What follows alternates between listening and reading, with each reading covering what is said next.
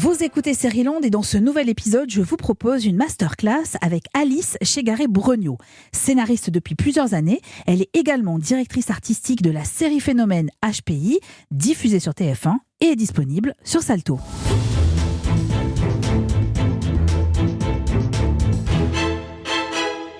Je m'appelle Eva et j'ai récemment perdu un pari, une histoire de chiffres. J'ai dit 7 millions, ce fut 9 779 000. Enfin, 11 millions et demi plus exactement. Ce chiffre, c'est celui des audiences télé enregistrées par TF1 lors de la diffusion des premiers épisodes de HPI. Des millions de personnes devant leur écran de télé pour découvrir cette nouvelle série policière française. Ça faisait longtemps que l'on n'avait pas assisté à un tel phénomène. À force de nous dire que la télé était morte, on avait failli y croire. Mais voilà, une tornade est arrivée. Morgane Alvaro, alias Audrey Fleurot. Femme de ménage, 162 QI, HPI. Haut potentiel intellectuel. Dans son cerveau, ça va vite, ça va très vite. La vie devient un jeu de déduction, une aubaine pour un service de police qui tournait un peu au ralenti. HPI, c'est une création française, avec 2 papas et une maman. Nicolas Jean, Stéphane Carré et Alice Chegaray-Brognaud. Mais concrètement, comment est né le personnage de Morgane Alvaro ? Quelles sont les recettes du succès d'HPI ? Quelles sont les sources d'inspiration d'Alice Chegaray-Brognaud quand elle est devant sa feuille blanche ? Le scénariste, la scénariste, est-il une autrice comme les autres d'ailleurs ? Et pourquoi avoir situé l'action de la série à Lille et pas à Nice ? Réponse, peut-être, avec Alice Chegaray-Brognaud. Seriland, épisode 76. Bonjour Alice Chegaray-Brognaud. Bonjour Eva. Merci infiniment d'avoir répondu présente à notre invitation.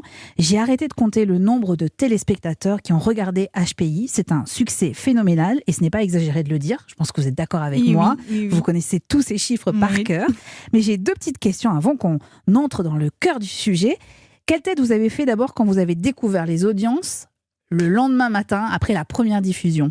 En fait, quand on m'a donné les chiffres, je comprenais pas qu'on parlait de millions. En fait, le chiffre 9, non mais 9, c'est 9 quoi 9 et je comprenais pas. J'ai mis vachement de temps avant de comprendre que c'était vraiment des millions de téléspectateurs. J'ai eu beaucoup de mal à réaliser, en fait. Alors, j'aimerais profiter de votre présence, Alice, pour comprendre concrètement votre métier de scénariste. Sur votre CV, il est donc indiqué scénariste, mais également directrice artistique de HPI. Ça veut dire quoi, directrice artistique d'une série ? En fait, sur HPI, je suis co-créatrice, donc scénariste, directrice de collection et directrice artistique. En gros, mon boulot de direction artistique commence au moment où l'écriture se termine. C'est-à-dire que là, il y a un deuxième travail qui prend le relais, qui va être la discussion avec le réalisateur, le choix des décors, des costumes. Voilà, j'interviens tout là-dessus. Après, il y a le tournage sur lequel je suis présente aussi. Puis la phase de montage où je suis là. Donc, je vois toutes les rushs, donc tout ce qui est tourné dans la journée chaque soir. Et puis après, donc, en salle de montage avec le monteur. Et ensuite, la post-production, donc tout ce qui est musique, post-synchro, etc. Mais alors, on pose souvent cette question aux scénaristes et réalisateurs qui viennent nous voir dans Seriland. Est-ce que vous pourriez prétendre au titre de showrunner qu'on donne par exemple aux États-Unis ? Oui, c'est showrunner en fait. Sauf qu'aux États-Unis, quand vous êtes auteur d'un épisode, vous êtes forcément producteur. Vous êtes crédité comme producteur automatiquement. Et nous, en France, c'est pas pareil. C'est le droit d'auteur, c'est vraiment une autre notion de l'auteur. Mais dans les faits, c'est ça. Moi, je fais mon travail de direction artistique avec les producteurs avec qui je travaille. On fait ça conjointement. Je suis pas toute seule à le faire, mais effectivement, je suis pas simple scénariste, quoi. Je ne reste pas sur l'écriture. C'était la première fois que ça vous arrivait d'être directrice artistique à ce point-là ? de pouvoir vraiment gérer le bébé jusqu'à l'accouchement. Et je pense que ça va vous arriver de nouveau, parce que si vous faites des millions de téléspectateurs comme ça à chaque projet, forcément... Mais j'espère, parce qu'on y prend goût, contrôler... C'est vrai Ah bah oui, bien sûr. Vous y attendez à ça ou pas ? Ou vous avez découvert ce contrôle et ce maîtrise en fait de la chaîne de production ? Il y a toujours une frustration quand on livre son texte, qu'après un réalisateur va s'en emparer. Il y a forcément des choses qu'on n'aurait pas vues comme ça. Il y a de très bonnes surprises aussi. Et ça, c'est super. Et puis, il y a des choses, on se dit, moi, c'était pas exactement la vision que j'avais, ni du personnage. Et du coup, il y a toujours cette frustration de laisser son bébé qui a maturé pendant plusieurs années, en plus, parce que c'est quand même des projets qu'on porte longtemps avant d'arriver au tournage. Et puis, quelqu'un s'en empare pour 1 mois, 3 mois. Et voilà, on se sent un peu dépossédé souvent. Donc là, ça veut dire que tout ce que vous voyez à l'écran, c'est à peu près, ou en tout cas, ce que vous aviez imaginé sur papier ? et ensuite c'est la c'est réalisation. proche. Après, ce qui est formidable dans l'œuvre audiovisuelle, c'est que c'est de la collaboration. Donc, il y a des choses qui ont été ajoutées par chacun des intervenants. Donc, évidemment, tous mes co-scénaristes, tous mes co-auteurs qui sont venus travailler avec moi et qui ont apporté leur univers aux épisodes les uns après les autres. Puis après, le réalisateur Vincent Jamin qui a vraiment amené sa patte, notamment sur les démonstrations de Morgane, ces moments où On va y revenir, plein d'accord. de choses. Les monteurs, les musiciens, enfin il y a vraiment tout un travail comme ça. Évidemment les producteurs aussi avec qui je m'entends très bien. Et donc voilà, c'est vraiment une œuvre de collaboration. Et bien sûr les comédiens qui eux aussi amènent une autre lecture du personnage et qui vont les enrichir, quoi. Alors justement, HPI repose essentiellement sur un personnage qui est celui de Morgane Alvaro. Présentation en ce début du premier épisode, toujours disponible sur la plateforme Salto. C'est quoi votre truc? Vous êtes surdoué? 162 QI. Haut potentiel intellectuel. HPI, comme ils disent. Et ouais, mon cerveau marche tout seul et puis je cours derrière. Mais qu'est-ce que vous foutez à faire le ménage? Semblerait que j'ai un problème avec l'autorité. Ouais, j'ai jamais réussi à garder un boulot plus de 2 mois. Et je vous parle pas de ma vie privée. Non, c'est pas un cadeau mon truc, hein. Vous avez jamais pensé à passer le concours de la police? Moi, à la police. Vous servir de votre intelligence pour aider les gens, sauver des vies, c'est pas si pourri comme métier. Vous voulez dire mettre des PV, balancer des lacrymos et déloger des sans-papiers? Non merci, ça ira. Allez, bonne journée. Alice Chegaray-Brognaud, quand vous rejoignez l'équipe de production et de l'équipe entière de HPI, est-ce que Audrey Fleurot est déjà choisie? Non. Donc vous écrivez un personnage sans savoir que c'est elle qui va porter le rôle. Oui, tout à fait. C'est plus compliqué de pas savoir quelle est l'actrice ou c'est plus facile? Alors pour moi, je pense que ça dépend des auteurs, mais Oui. pour moi, c'est beaucoup plus facile. C'est-à-dire que je suis vraiment libre d'imaginer le personnage comme je l'entends. Il va maturer dans ma tête pendant des mois. Il va se dessiner petit à petit, se préciser. Il va se mettre à parler petit à petit dans mon oreille. Donc vous entendez une voix? Oui, une tonalité? j'entends une façon de répondre. C'est-à-dire que je fais des dialogues et je me dis, là, comment elle répond? Ah ouais, elle répond comme ça. Voilà, tout ça commence à m'habiter beaucoup. Je suis dans une situation, je me dis, comment elle réagirait là? Enfin, elle commence à vivre avec moi à mes côtés et il n'y a pas d'incarnation pour l'instant. C'est juste, elle est encore mienne, quoi, à ce moment-là. Et puis après, effectivement, il y a l'incarnation par le comédien, mais pour moi, c'est dans un second temps. C'est dans un second temps. Alors, qu'on comprenne bien, quand vous arrivez avec votre scénario auprès d'une boîte de production, d'une façon générale, vous avez ce qu'on appelle une bible, Oui. c'est-à-dire qu'on a un pitch, c'est-à-dire l'intérêt du sujet, enfin le sujet de la série, et puis après, souvent la description des personnages. Quand vous créez HPI, le début de Morgane Alvaro, c'est quoi? Qu'est-ce que vous imaginez au tout début? Elle ressemble à quoi? C'est une femme? Vous lui donnez à peu près déjà un âge? Oui, bien sûr, 39 ans, c'est dans la Bible. Mais ce côté hyper culotté, sans gêne, très extraverti, qui est très libre, qui peut dire tout ce que tout le monde pense tout bas, le côté très fantasque aussi, la fantaisie. Et vous lui écrivez une vie, alors qui forcément ne va pas être à l'écran, mais est-ce que vous l'imaginez enfant et puis adolescente ou pas du tout? Vous êtes plus dans le concret, dans ce qu'on va pouvoir voir dans la fiction. Dans les Bibles, ça dépend. Il y a des auteurs qui vont vraiment écrire toute la backstory parce que ça les aide à construire. Après, quand on veut vendre aux chaînes, c'est vrai qu'il y a quand même quelque chose de... Enfin, dans la lecture, il y a une immédiateté. Est-ce qu'on voit le personnage ou pas? Maintenant, c'est très intéressant pour l'auteur qu'il l'écrive ou pas dans sa Bible, de savoir quel est son vécu. Pour Morgane, je voyais bien dans avec sa mère, qu'on voit d'ailleurs dans les épisodes, quel genre d'enfance elle avait eu, les difficultés qu'elle a rencontrées à l'école, tout ça est clair. Alors, il faut quand même qu'on arrive sur des trucs concrets. Parce que vous me dites, par exemple, qu'elle a 39 ans dans la Bible. Pourquoi vous lui donnez 39 ans et pas 40, par exemple? Oui, 40. Ça peut être 40, oui. Mais Entre 39 et 40, mais oui. sauf que vous avez marqué 39. Oui, parce que c'était mon âge à l'époque, en fait. Ah, vous voyez, il y a une raison. Pourquoi vous lui donnez 3 enfants? J'avais envie du côté vraiment famille nombreuse, galère, et en même temps la vie partout, le bordel, quoi. Et pourquoi les tenues bigarrées, voire léopardées, j'allais dire? Elle a beaucoup de zèbres et de léopards sur vrai. elle. Non, mais les tenues, il y a ce côté Erin Brockovich, quoi, que je voulais vraiment avoir, le côté très populaire, et en même temps, on voit dans la façon dont elle s'habille qu'elle s'en fout du regard des autres, quoi. C'est aussi ça que ça veut dire, et qu'elle assume tout. Donc ça dit beaucoup de choses. Les tenues zébrées, léopards et tout, il y a un clin d'œil, au côté indomptable du personnage. Si on on parle de zèbre en parlant des surdoués, donc il y a un clin d'œil à ça aussi. Puisque c'est l'équidé qu'on ne peut pas apprivoiser. Donc oui, voilà, ça avait un sens. Donc quand vous écrivez le personnage, vous pensez à tout ça déjà? Vous pensez aussi aux tenues? On pense aux fringues, oui, bien sûr. C'est le look en plus de Morgane fait vraiment partie du personnage. C'est pas toujours le cas. Donc pour moi, c'est important les fringues. Du coup, j'y pense souvent. Mais ça construit le personnage. Mais bien sûr, voilà, c'est ce qu'on donne à voir à l'autre. Donc c'est important. Alors il y a une question rituelle dans Seriland que je pose régulièrement aux scénaristes. Est-ce que vous pouvez nous dire pourquoi elle s'appelle Morgane Alvaro? C'est quoi ce prénom et ce nom de famille? Morgane, il y a la fée, Morgane, et en même temps, il y a un côté très populaire, la chanson de Renaud, tout ça. Enfin, il y avait ces deux aspects qui étaient intéressants. Alvaro, ça sonne bien. Est-ce que vous avez remarqué que ça sonnait comme Navarro? Pas du tout.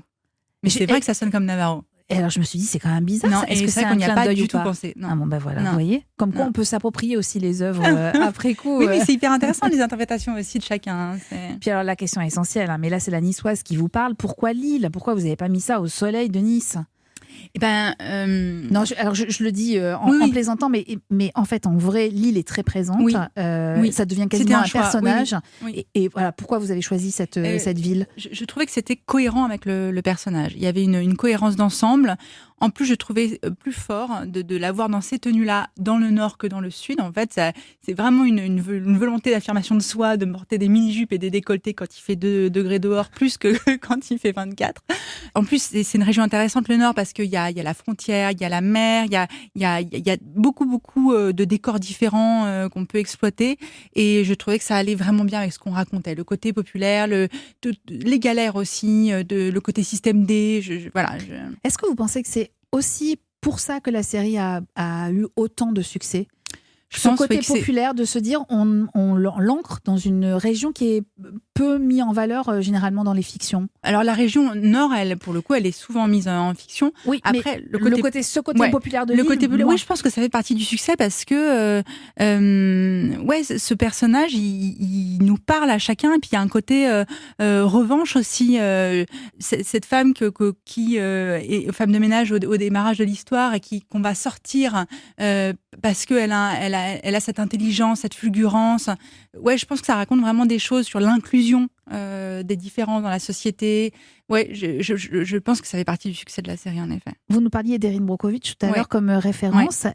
Quelles sont les autres sources d'inspiration qui ont donné naissance à Morgane Alvaro? Est-ce qu'il y a un peu de Miss Marple, de Sherlock? Il y a du Sherlock, clairement. Ouais. Sur le côté polar, dans la mémorisation, les déductions. Contrairement à Sherlock, il a vraiment cette culture générale qu'on sent très solide de ses études, etc. Morgane, c'est pas du tout ça. C'est vraiment l'école de la vie, ce qu'elle retient tout, les documentaires, tout ce qu'elle peut emmagasiner comme information. Donc il y a un côté beaucoup plus pop dans la façon dont elle fait ses démonstrations aussi. Mais c'est vrai que dans les avancées polars, il y a du Sherlock. Il y a aussi du mentaliste, avec ce personnage de consultant atypique. Et un peu roublard.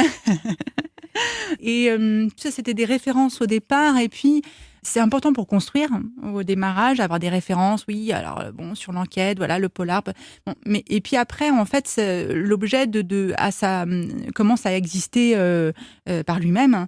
Et c'est vrai que le ton, par exemple, de HPI n'est pas du tout celui du mentaliste. On est plus haut en comédie. Clairement. Donc, petit à petit, on se détache de nos modèles. Et Morgane n'est plus Erin Brockovich non plus. Ça vous permet de construire, de lancer le personnage. Et puis après... ça donne des référentiels communs. Donc, quand on parle en chaîne, quand on parle aux producteurs, quand on se parle entre nous, on a besoin, ça va plus vite. Bien sûr. Et maintenant, c'est elle qui devient un modèle. En fait, c'est elle qu'on citera, Morgane Alvaro. C'était une évidence pour vous, Alice, que ça soit une femme? Ah oui. Est-ce que les diffuseurs vous demandent des personnages féminins comme ça? Non, moi j'ai jamais suivi vraiment une demande de diffuseur. C'est-à-dire que je vais sur un sujet parce que ça m'intéresse de traiter ce sujet-là. J'ai jamais travaillé vraiment à la commande d'un diffuseur. Mais oui, j'avais très envie d'avoir un personnage féminin de cette nature-là, c'est-à-dire qui porte la comédie. Je trouvais intéressant d'inverser les rôles classiques du duo de comédie, enfin de polar. En fait, le tandem polar, que ce soit Mentaliste, Castle, On voit bien que c'est l'homme qui porte à chaque fois la comédie, le côté irrévérencieux, les fulgurances. La femme, elle a l'empathie, toujours. Elle a le côté sérieux, le côté bon élève, agacé, souvent par son partenaire. Et là, on inverse exactement les rôles. C'est Karadec qui porte l'empathie, qui est agacé, tout ça. Et donc, du coup, la comédie est là immédiatement. Morgane Alvaro, c'est donc une personne HPI. Oui. J'ai cru comprendre que vous connaissiez le sujet parce que votre papa était HPI. Est-ce que ça a toutefois nécessité de votre part beaucoup de recherches sur ce sujet ? Oui. J'avais une connaissance empirique du sujet donc par mon père, puis j'ai aussi beaucoup d'amis qui le sont, mais entre ce qu'on ressent et la théorisation puis en plus il y a autant de profils de HPI que de HPI, donc c'est difficile de dire moi j'ai mon père, donc voilà, ça me suffit, je m'arrête là. Non, il a fallu que je me documente beaucoup, que je lise beaucoup de livres sur le sujet, que je rencontre des neuropsychologues, que je parle à des associations, que j'interroge d'autres HPI, que je me documente beaucoup. Ça a été un peu la matière première à la fabrication du personnage. Une masse d'informations qu'on engrange, et puis après, petit à petit, ça se modèle comme une poterie. Le personnage devient de plus en plus précis. Oui, parce que quand on parle de séries policières aujourd'hui en France, de plus en plus, le public attend au moins une forme de crédibilité, pour pas dire du réalisme, voire de l'hyperréalisme. Donc votre personnage, ces recherches, elles étaient nécessaires aussi pour gagner en crédibilité et se dire en fait, que c'était je pense que c'est plutôt de la cohérence psychologique, parce que j'ai l'impression, au-delà de la crédibilité, dans un pitch, je pense qu'on peut admettre beaucoup de choses au démarrage d'une histoire. Après, il faut que ce soit cohérent. On dit souvent qu'en scénario, on a 10 minutes pour installer son histoire avec toutes les invraisemblances qu'on veut, mais après, il faut s'y tenir. Et si on n'est pas cohérent derrière, c'est là où le spectateur ne vous le pardonne pas. Et la cohérence psychologique d'un personnage HPI, c'est d'abord de la psychologie, on pourrait avoir pour n'importe quel personnage, connaître bien la psychologie des personnages. Mais là, il y a cet élément en plus qui génère des choses spécifiques dans la personnalité de Morgane. Alors justement, cette personnalité-là, elle a un truc incroyable, c'est qu'elle capte des tas de détails que nous, on ne voit pas forcément dans son environnement visuel, mais aussi auditif. On le ressent donc dans plusieurs déductions qu'elle fait au cours des enquêtes. On est bien dans la série policière qui est mixée avec de la comédie. Exemple avec l'extrait qui suit. Alors attention Alice, parce que je vous demande de bien écouter, mais ensuite de nous décrire la scène, parce qu'on ne peut pas tout comprendre en écoutant l'extrait en question. Alors maintenant, lequel a sa boutique près d'un parc exposé plein sud ? J'ai l'impression d'être dans les experts. Hein ?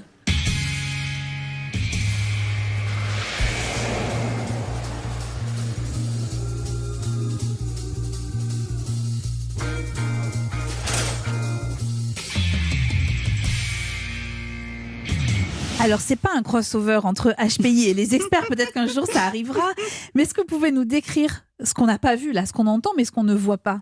Donc le clip des experts. Exactement. Voilà, oui, c'est très amusant. Elle dit donc on se croit dans les experts, et donc là on voit un clip à la façon des experts, donc avec une musique ressemblante et avec tous les clichés, tout ce qu'il y a dans le générique des experts, sauf qu'on l'adapte à Lille. Donc le panneau, c'est Lille, c'est Céline Azvan, la commissaire, qui mange un sandwich, qui fait une tête bizarre, je me rappelle plus, mais voilà, et c'est que des éléments où on montre que on n'est quand même pas à Miami ni à Los Angeles, c'est la police de France. Et alors ça, vous l'aviez écrit dans le scénario ou ça a été une proposition de du réalisateur Oui, ensuite, et du monteur. Et du monteur. Ouais, exactement. C'est-à-dire que ça a été fait en post-production. Ouais, tout à fait. Il y a beaucoup de choses en post-production que vous avez fait comme ça ?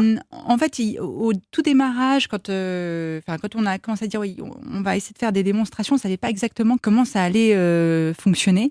Ce que je voulais, c'était qu'il n'y ait pas de flashback qui puisse venir d'autres personnages que de Morgane. Et je voulais que tous les flashs de la série soient ceux de Morgane et que ce soit donc des flashs qui puissent illustrer sa pensée, en fait. Donc sa pensée avec ses fulgurances, mais aussi avec sa fantaisie, avec son esprit comique, etc.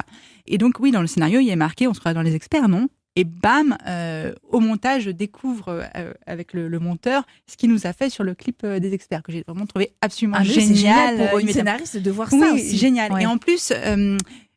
c'est vraiment là où on voit que c'est de la collaboration, et en fait dans les textes il y a quelque chose de très méta à la série policière, c'est-à-dire qu'on s'amuse du genre. tout le monde connaît ce genre-là par cœur, la série policière, on en a tous soupé, en plus la série bouclée comme ça. Et donc, quand on écrit une série policière bouclée, on se dit mais comment renouveler le genre ? Et donc, ça passe par des personnages, mais aussi s'amuser en fait des codes que tout le monde connaît déjà.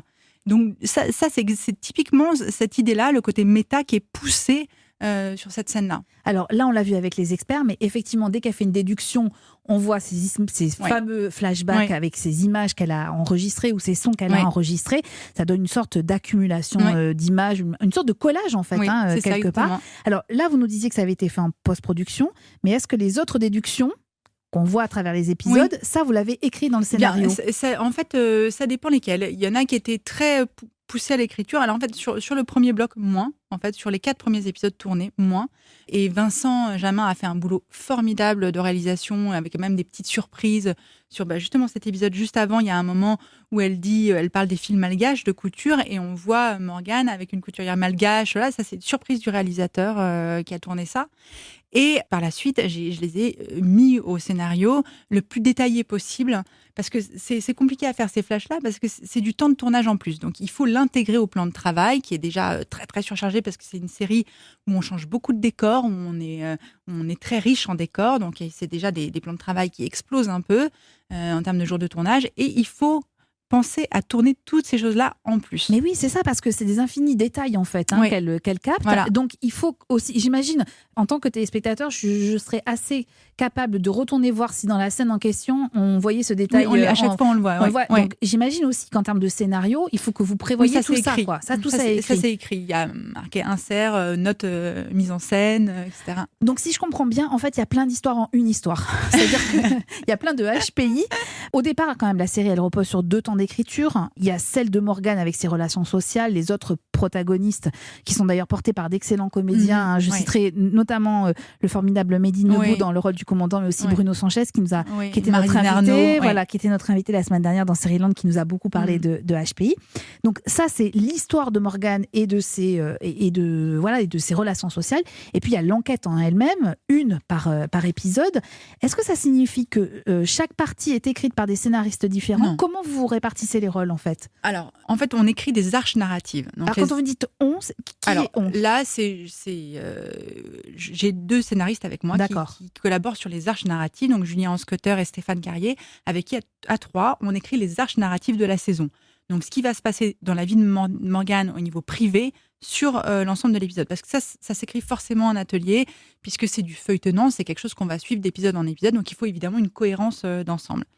Et après, les intrigues polars, je les coécris avec les auteurs qui viennent m'apporter un sujet polar. Donc, en général, c'est des binômes d'auteurs qui viennent avec leur sujet et sur lequel on travaille pour que ça devienne HPI.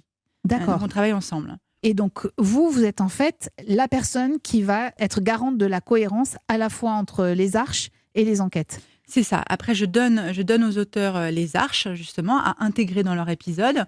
Donc, c'est plus ou moins facile, voilà.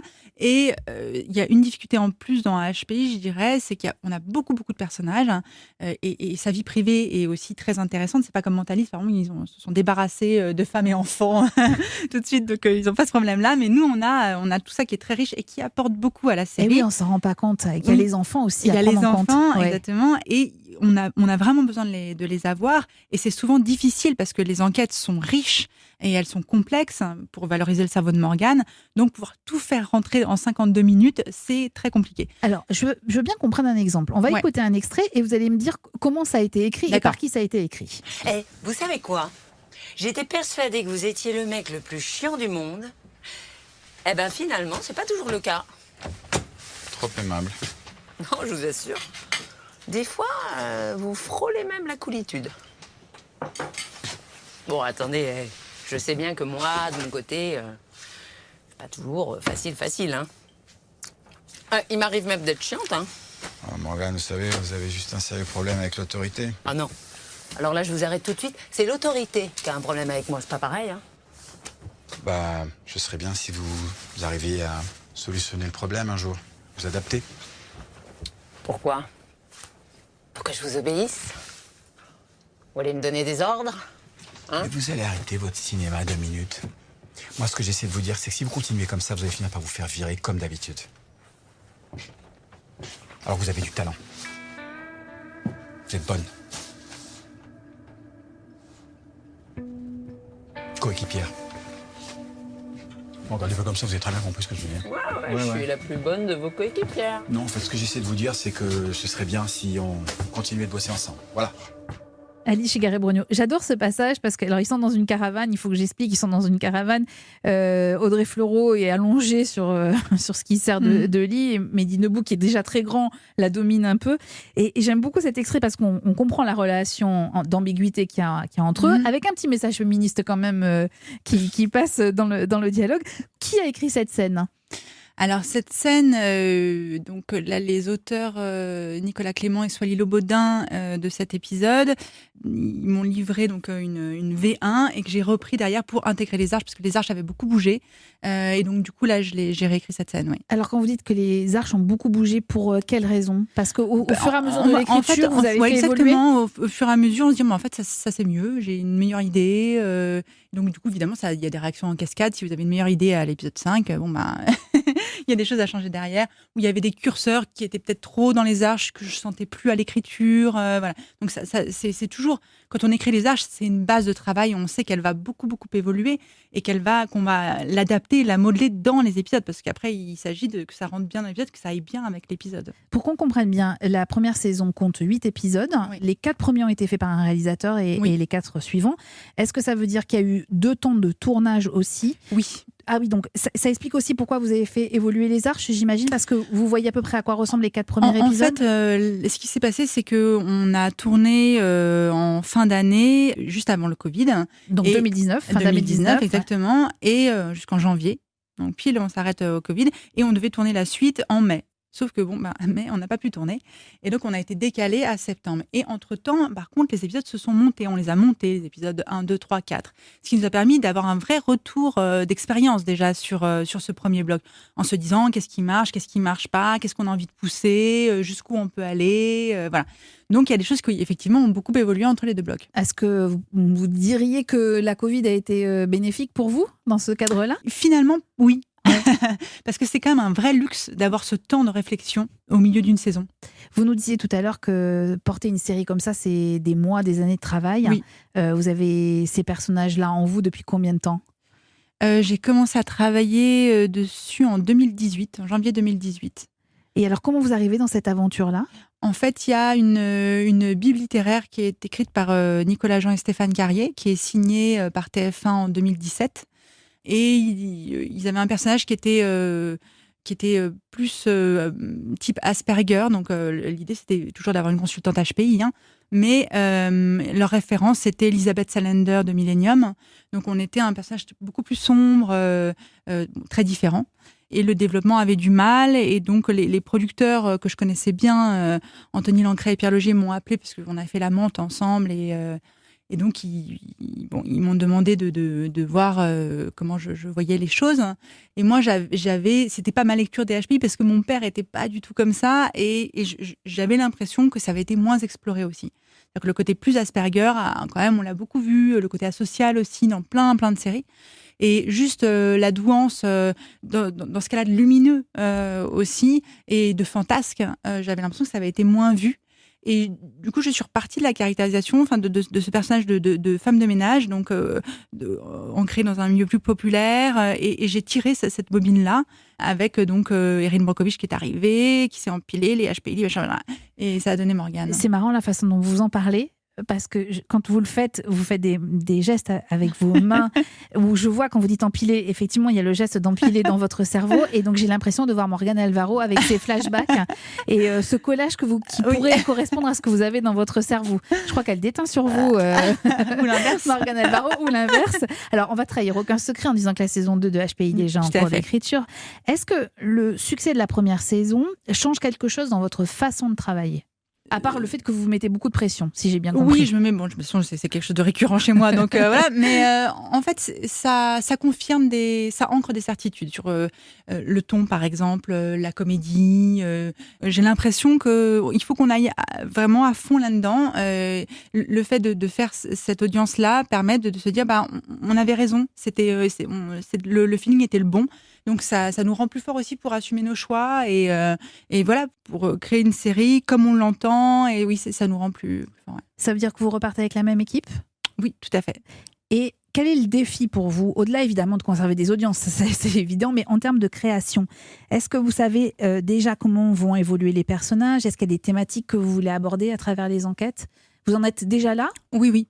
Moi, mon angoisse, de manière générale, c'est de ronronner, quoi. Donc, je veux surtout pas que ça s'installe et que finalement, on va regarder un énième épisode de HPI et qu'on s'endorme, quoi. Alors, comment on fait pour pas se ronronner ?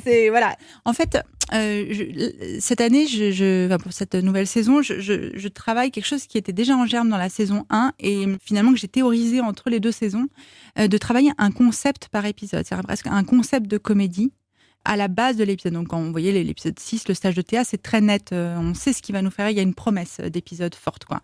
Épisode 7, le road trip. Pour la saison 2, je pense chaque épisode comme ça, en cherchant quelle va être la ligne de force de l'épisode, qu'est-ce qui va nous faire rire, et donc sur quoi on doit s'appuyer pour écrire l'enquête, puisque finalement l'enquête c'est le véhicule, c'est le prétexte à raconter nos personnages, et qu'est-ce qui va nous guider sur l'épisode. Alors quand je vous entends dire ça, dites-moi si je suis folle, hein. Est-ce qu'on pourrait voir un épisode en comédie musicale par exemple ? C'est possible. Voilà. Vous ne l'avez pas dit et je ne l'ai pas dit non plus. Je jure qu'on ne s'est pas parlé avant, hein, on est d'accord. Hein. Alors, pour l'instant, ce n'est pas encore dans les tuyaux. Je ne veux pas vous faire de fausses joies pour la saison 2, mais ce n'est pas impossible. Je vous l'écrirai, Alice. je rêve de voir Morgane Alvaro en comédie musicale. Je ne peux pas vous expliquer pourquoi. En plus, Audrey danse hyper bien. Non, mais peut-être. C'est peut-être ça, donc, le côté fantasque. On a quelques scènes croustillantes déjà sur la saison 2. J'aimerais qu'on écoute un dernier extrait. Vous allez me dire si Morgane Alvaro aura toujours un problème avec l'autorité. Eh ben, bravo à tous. Le procureur nous félicite. Les résultats de l'enquête ADN vont suivre, mais il ne les attend pas pour déférer le prévenu devant le juge. Et ça, c'est bon pour nos stats. Nos stats. Pardon, Morgane, quelque chose à dire ? Non, du tout. Non, vous êtes en train d'arrêter un innocent, puis vous êtes content de vous en plus. Un innocent ? Enfin, le suspect a un casier long comme mon bras, on l'a trouvé sur les lieux du crime, et il a avoué. Il vous faut quoi de plus ? Yes ! Une faute d'orthographe, voilà ce qu'il me faut. C'est le portable de Jonathan, ok ? Je me suis tapé les 2722 SMS du mec. Regardez ce que j'ai retrouvé. Là, bim. Le nouveau chef de rang a une vraie gueule de pervers. Pervers écrit avec un T, ok ? Plus loin. Là, tiens, celui-là. Parle pas d'elle comme ça, espèce de gros pervers. Pervers, de nouveau écrit avec un T. Et au centre nautique, il aurait pas fait la faute ? Il a pris des cours d'orthographe. Et alors ? Non mais attendez, le dernier SMS date d'hier. Il s'est bouffé le bécherel pendant la nuit, peut-être ? Morgane, l'enquête est close, fin de discussion, c'est clair ? Vous vous jetez sur le premier venu.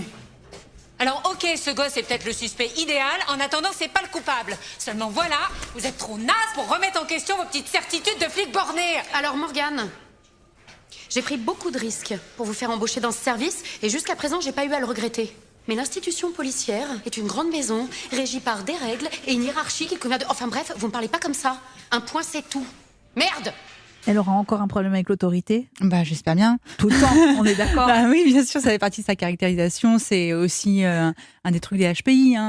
Donc, oui, bien sûr. Elle vous ressemble, Morgane Alvaro ? C'est vrai qu'on m'a déjà fait, dans un rapport de stage, j'ai eu super, juste un problème avec l'autorité. C'est vrai ? Ouais. Vous avez mis beaucoup de vous dans ce personnage ou pas ? Je sais pas, j'ai pas le recul pour dire ça. Maintenant, oui, il y a des traits communs, c'est clair. Alors, il n'y a pas que HPI dans votre vie, Alice. Vous avez écrit depuis de nombreuses années d'autres scénarios. Le paysage audiovisuel des séries françaises a beaucoup évolué.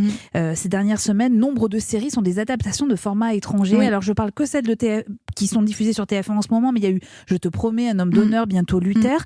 Des adaptations plus ou moins réussies d'ailleurs. Mais est-ce que ça signifie que c'est plus difficile pour vous de proposer des formats originaux comme HPI quand vous êtes devant le diffuseur ? L'avantage, je pense, pour les diffuseurs aussi de l'adaptation, c'est que ça va beaucoup plus vite en développement. Et donc pour les auteurs aussi, parce que après, il faut partager les droits avec les auteurs originaux des œuvres.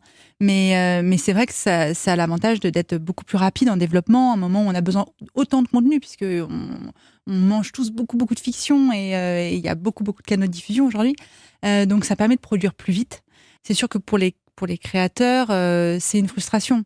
Oui, moi, je propose pas d'adaptation. En général, c'est plutôt un producteur qui est trouve une adaptation et qui vient appeler des scénaristes pour écrire. C'est rarement un scénariste qui vient en disant « moi je veux adapter ça ».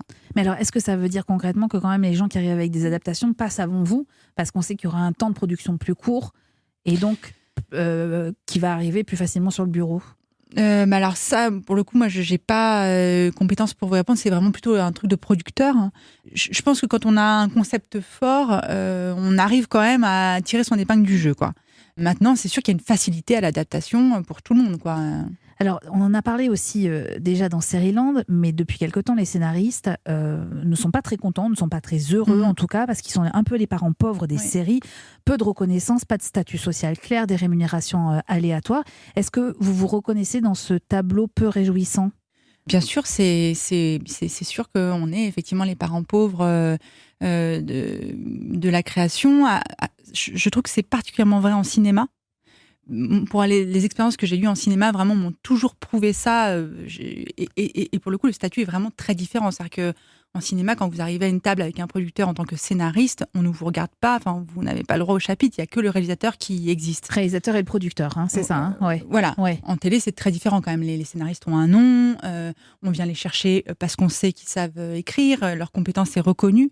Et elle l'est de plus en plus, puisque on fait de plus en plus de séries, que les réalisateurs changent d'épisode en épisode, et donc le scénariste est celui qui reste et qui est donc la clé de voûte de toute l'écriture.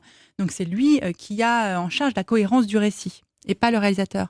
Donc c'est vrai que ça fait une grosse différence entre la télé et le cinéma. Et bien sûr, il y a encore beaucoup de choses à dire. Hein. On n'est pas encore sorti de l'auberge, mais bon, on a un syndicat pour ça qui se bat beaucoup. Et il le faut parce qu'on a besoin des scénaristes, puisque c'est vous qui créez toutes ces histoires qu'on consomme tous les jours. Sur votre CV, Alice Figaré-Brognaud, il y a donc HPI, mais il y a aussi une autre série policière que vous avez citée tout à l'heure, qui est absolument effrayante, et c'était aussi sur TF1.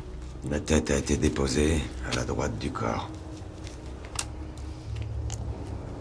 Et on peut apercevoir très nettement les traces d'une piqûre au niveau du cou. Comme pour les 2 précédents meurtres. Ce qui confirme les craintes que j'avais. À savoir qu'on est sur les méthodes de la menthe. Sachant qu'elle est encore en prison, je valide l'hypothèse d'un copycat. Dites-moi, il y a 25 ans quand vous l'avez arrêtée, elle avait fait combien de victimes déjà, la menthe ? 8. L'Amante, toujours disponible sur Netflix avec Pascal Demolon qu'on vient d'entendre, Fred Tristo, Carole Bouquet notamment. On vient d'entendre aussi le pitch de cette série. Alors la première scène, celle qu'on vient d'entendre en fait, elle n'est pas à mettre devant les yeux de tout le monde parce qu'il y a une tête qui est déposée à côté d'un corps. C'est assez effroyable. On était en prime time sur TF1 à ce moment-là. Oui. Une première scène qu'on n'aurait jamais imaginée dans une série diffusée à cet horaire-là il y a encore quelques années. Est-ce que vous avez vu l'univers des séries changer ces dernières années avec un peu plus d'audace, justement, nous permettant de montrer ce genre de scène? Ah oui, complètement. Mais c'est vrai que pour TF1, c'était un gros pari, la monte. C'est un projet qu'on a porté très, très, très longtemps avec Nicolas Jean et l'autre auteur Grégoire de Maison. Pendant des années avant qu'il soit acheté, on ne pensait pas du tout que ce serait TF1 qui nous l'achèterait. À vrai dire, on l'avait proposé à Canal, etc. Parce que le côté très sombre, on pensait qu'ils n'iraient pas. Et puis, en fait, c'est eux qui nous l'ont optionné, enfin, qui l'ont développé. Donc, ouais, c'était un gros pari pour eux et on était assez contents que ce soit justement sur TF1. Est-ce que vous sentez un vent d'audace, pour pas dire de liberté, qui souffle sur ces créations françaises ? Parce que HPI aussi, à sa façon, a beaucoup plus d'audace que d'autres séries qu'on a vues, ne serait-ce qu'il y a 10 ans de ça. Même, enfin, HPI, il y a dans le mélange des genres, c'est-à-dire le polar comédie à ce niveau-là. Oui, c'est original, c'est sûr. C'est-à-dire que la case du jeudi soir de TF1, elle est très identifiée, vraiment polar. Donc là, on est allé loin, comédie. Donc c'était aussi une prise de risque pour eux. C'était aussi un pari. Oui, bien sûr, avec l'arrivée des plateformes de toutes parts, on est tous obligés de bouger, d'être plus créatifs, de se distinguer, d'être plus innovants. Et les chaînes traditionnelles aussi. Enfin, j'ai envie de dire. Qu'est-ce qui vous fascine autant dans les séries policières ? Ça permet de prendre le pouls de la société ? De raconter quelque chose de la société ? En fait, quand j'ai commencé à écrire de la série policière, je me suis rendu compte qu'on était beaucoup plus libre d'évoquer des faits de société dérangeants en polar qu'en comédie, en drama, etc., où tout de suite le focus est sur la thématique. Alors qu'en polar, le filtre de l'enquête permet finalement d'aller explorer des choses. Ma première histoire polar était sur une histoire d'homoparentalité avec un père qui se retrouvait privé de la garde de son fils parce que l'autre père, qui était le père génétique, mourait. Et donc lui, il n'avait plus aucun droit sur l'enfant. On était en plein débat sur l'homoparentalité. Je l'avais écrit avant, ça tombe là-dessus, Sarkozy, machin. Je me suis dit, oh là là. Et en fait, avec le filtre polar, c'est passé comme une lettre à la poste. Est-ce que vous n'auriez pas pu faire pour c'est évident si vous que avez ce fait serait jamais ce passé. sujet-là dans un drama. Ouais. On vous doit aussi cette série, Alice Chegarret-Brognaud.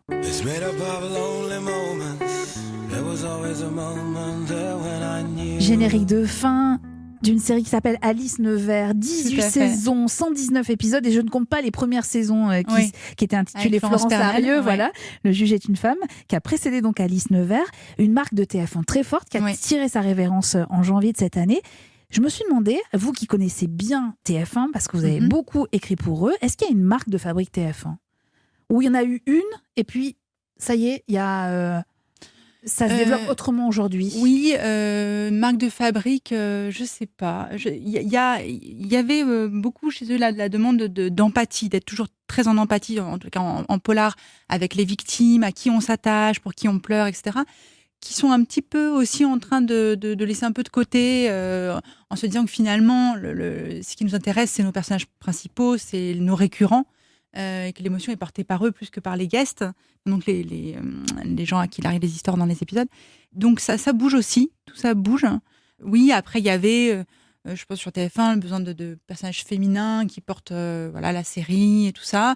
Ça aussi, c'est en train de bouger, c'est beaucoup plus... j'ai l'impression que les profils sont beaucoup plus variés de héros.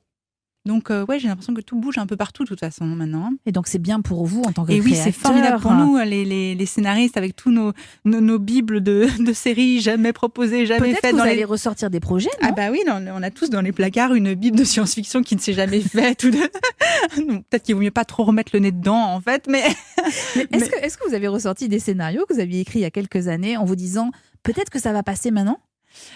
Non, j'ai pas encore fait cet exercice, mais peut-être bien que j'irai voir dans mes cartons quand même. Ah, cela dit, si oui, j'ai un truc qui pourrait être... oui.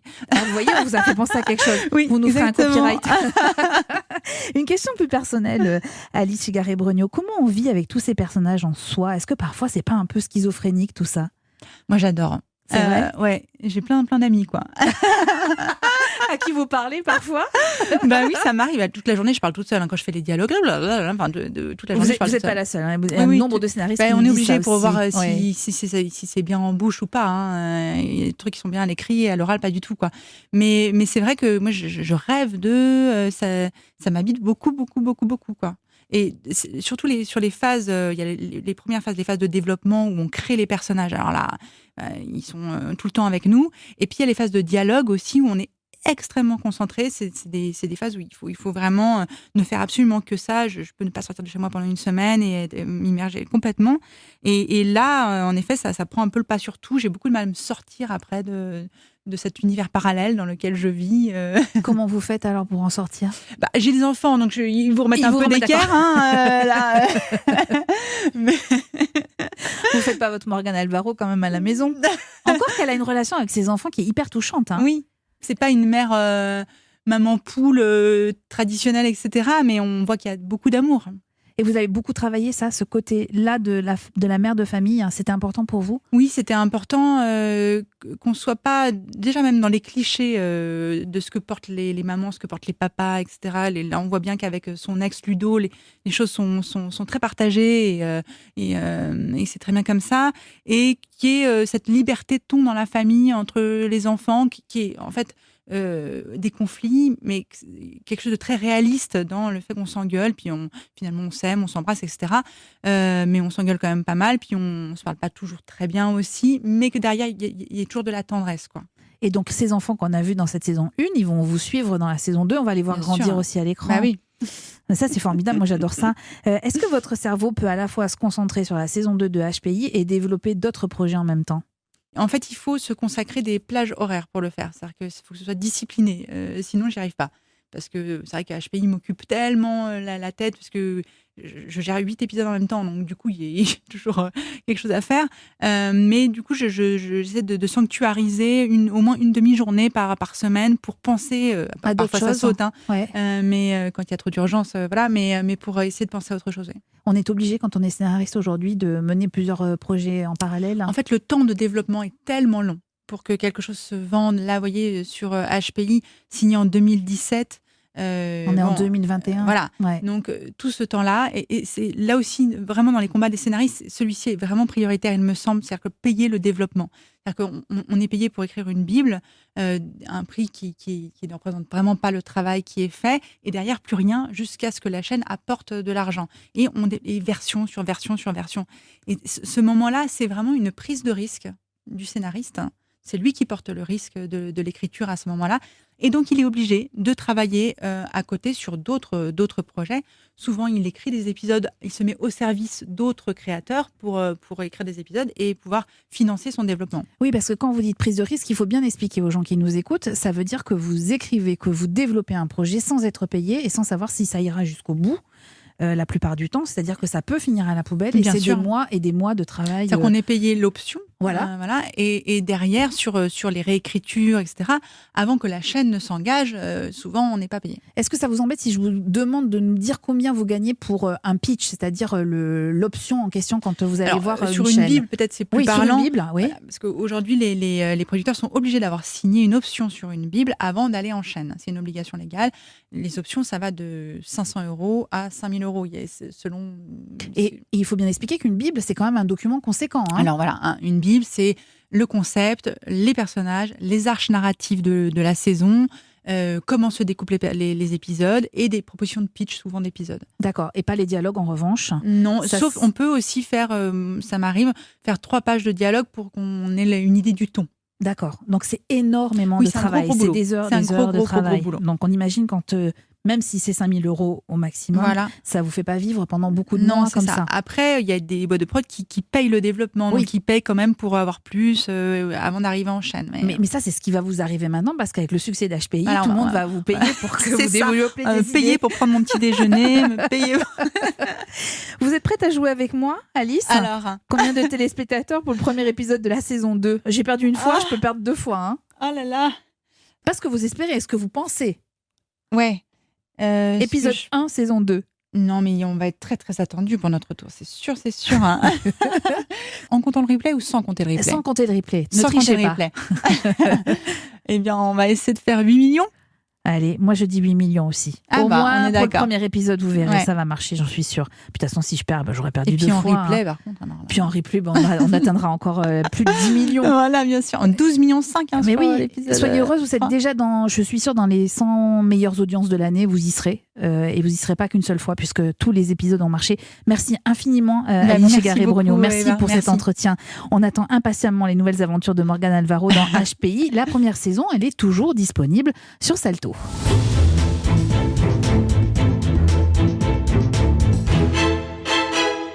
La semaine prochaine, des nouveaux épisodes de Série-Land vous attendent. Alors que la 3e saison de Master of None vient d'arriver sur Netflix, nous reviendrons sur quelques séries qui, souvent avec humour, déconstruisent les clichés raciaux. Et puis, à l'occasion des 10 ans du festival Série de Fontainebleau, je vous propose de revenir sur les 10 grandes séries françaises de cette décennie, avec ceux et celles qui les font au quotidien. Série-Land est un podcast d'Europe 1 Studio, produit par Timothée Magot, réalisé par Christophe Pierrot et préparé en coulisses par Clémence Olivier, Magali Buteau et Salomé Journeau. Vous pouvez retrouver tous les épisodes sur les différentes plateformes de téléchargement. Le groupe Facebook est là pour recueillir tous vos commentaires. Mais vous le savez, la règle est toujours la même dans Série-Land, pas de spoil. Et puis abonnez-vous, comme ça, on ne se quittera plus.